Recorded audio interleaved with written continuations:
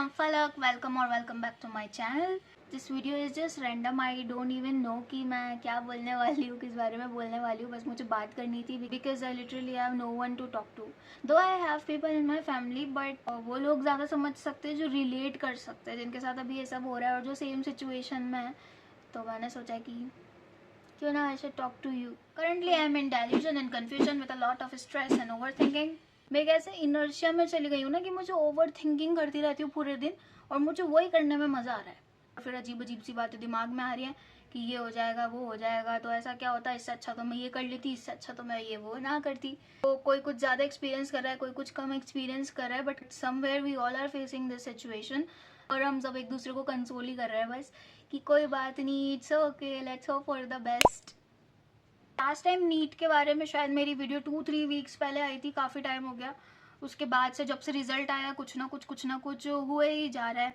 जब कुछ होता है तो मैं सोचती हूँ अच्छा इसके ऊपर वीडियो बनाई जाए, उसके बाद कुछ नई चीज़ हो जाती है, उसके बाद कुछ नई चीज़ हो जाती है. मैं देख रही हूँ कि मतलब एक नोटिस आ रहा है, उस पर वीडियो, हर नोटिस पे हर बात पे 10 वीडियो निकाल दे रहे हैं लोग. वीडियो तो मैं जब बनाऊंगी ना, जब मैं खुद इस चीज़ को प्रोसेस कर लूँ. और मैं इनएक्टिव भी इसीलिए अपने चैनल पे कोई वीडियोस वगैरह में डाल नहीं रही हूँ. कुछ लोग जो है एक्चुअली हमारे लिए अच्छा कर रहे हैं, बट मैक्सिमम जनता मुझे वही लग रही है कि मतलब व्यूज़ के लिए ना एक टॉपिक मिल गया बहुत अच्छा खासा, तो वीडियोस पे वीडियोस, मतलब जितना वो एनटीए या फिर वो जो भी हो रहा है उससे इतना नहीं हो रहा जितनी ये वीडियोस सब देख के ना दिमाग एकदम ऐसा हो गया क्या ही हो रहा है. टीचर्स भी और ये जितने भी हैं सिलेक्टेड या फिर नॉन सिलेक्टेड जो भी हैं, मतलब जो भी हुआ है वो, तो इन लोगों ने ज़्यादा घबरा दिया है दिमाग.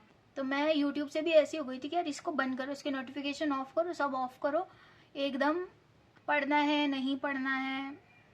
There is a lot of confusion going on. कभी सोचते हैं कि नहीं पढ़ना है तो एकदम से पेपर लीक एंड ऑल सब होने लगता है. फिर सोचते हैं कि पढ़ना है तो एकदम से प्रेस कॉन्फ्रेंस हो जाती है एजुकेशन मिनिस्टर की. उसके बाद वो इनडायरेक्टली क्लियर कर देते हैं कि इफ़ होगा भी रीनीट तो ऑल ओवर इंडिया तो नहीं होने वाला दोबारा, सिर्फ उस जगह होगा जहाँ पे चीटिंग या फिर पेपर लीक जैसे केसेस हुए हैं. उसके बाद लगता है कि नहीं पढ़ना है. फिर उसके बाद पता चलता है कि सीबीआई इंक्वायरी हो रही है, फिर लगता है पढ़ना है. फिर काउंसलिंग पे भी कोई स्टे नहीं लगा है तो फिर लगता है कि नहीं पढ़ना है. बहुत ज़्यादा कन्फ्यूजन चल रही है.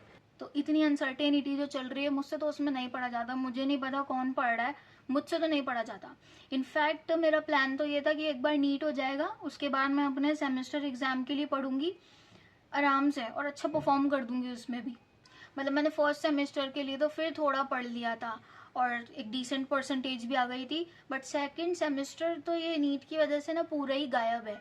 मुझे नहीं पता, मतलब पास ही हो जाऊँ वही बहुत. और अब तो मैं इतना ही पढ़ सकती हूँ कि पास हो जाऊँ. जुलाई के फर्स्ट वीक से एग्ज़ाम है, मैं कितना ही पढ़ लूँगी. अब तो पता नहीं वो एग्ज़ाम भी कैसे जाएंगे. मैं पर्सनली रीनीट के फेवर में नहीं हुआ. मैं इतना ज़रूर चाहती हूँ कि इंक्वायरी होकर सब सामने तो आए कि एटलीस्ट कितने बच्चों के साथ ग्रेस मार्क्स और ये सब नॉर्मलाइजेशन वाली चीज़ें हुई हैं, और वो एक्चुअल में जो नंबर है जो कि 1563 नहीं है, किसी और का तो मुझे नहीं पता, बट पर्सनली मुझे तो नहीं लगता कि वो इतने कम स्टूडेंट्स हैं, क्योंकि इतनी ज़्यादा रैंक इन्फ्लेशन तो नहीं हो सकती. ठीक है पेपर का लेवल थोड़ा कम था, बट एक साल में ऐसा भी क्या हो गया, मतलब क्या ही खा लिया किसी ने कि इतने कैसे सब इंटेलिजेंट हो गए कि इतनी रैंक इन्फ्लेशन कर जाएगी. आई थिंक कि रिजल्ट ही रिपब्लिश होना चाहिए. रीनीट के फेवर में तो मैं नहीं थी, बिकॉज अगर मैं सिर्फ अपनी बात करूँ then I know that I am not at border line, you no.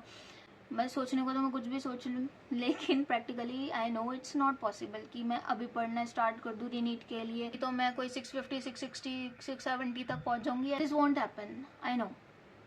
ऐसा हो सकता था अगर जस्ट नीट के बाद से, जब 5 मई को एग्ज़ाम हुआ था उसके बाद से मैं पढ़ाई करना स्टार्ट कर देती और कंटिन्यू ये 2-3 महीने की स्टडी रहती और फिर रीनीट के चांसेस होते. हाँ तब बहुत कुछ हो सकता था, बट हमें थोड़ी पता था कि ये सब हो जाएगा. नीट के बाद तो वैसे भी सब चिल करते हैं. मैं भी रिजल्ट का ही वेट कर रही थी कि देखते हैं क्या होता है. इनका फाइनल होता है कि हाँ ड्रॉप तो अब तो लेना ही है.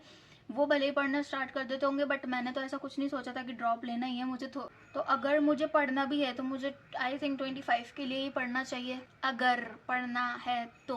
और मैं तो इसलिए अपसेट हूँ, इसलिए नहीं कि मैं उस कैटेगरी की हूँ कि मतलब मेरे 106 26 30 वाले मार्क्स है और मैं सिलेक्ट हो सकती थी, बट मैं हो नहीं रही हूँ. आई am not in that category.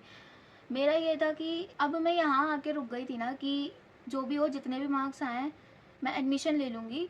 और मैं MBBS को छोड़ के मैं BAMS तक आ गई थी. एग्ज़ाम डे पे पता नहीं वो अंडर प्रेशर हुआ क्या हुआ, मार्क्स मेरे कम आए हैं. तो ऑफ कोर्स इस मार्क्स पे मुझे कोई government medical seat for MBBS तो नहीं मिलने वाली, बट मैं ऐसी थी कि ठीक है मुझे नहीं मिलेगी, बट फिर भी आई विल टेक BAMS, और at my marks I could get one of the best BMS college in Rajasthan, but due to the rank inflation अब दूर दूर तक ही नहीं हूँ, मैं बिल्कुल ही लाइन से बाहर हो चुकी हूँ। तो मुझे तो बस इसलिए ओवर थिंकिंग और ये सब हो रही थी कि यार अब मैंने वो भी छोड़ दिया था, चलो मैं एक चीज़ के ऊपर आके रुक गई थी कि अब ये कर लेंगे, उसके बाद ये सब हो गया। मतलब बिल्कुल ही बैड लक है क्या।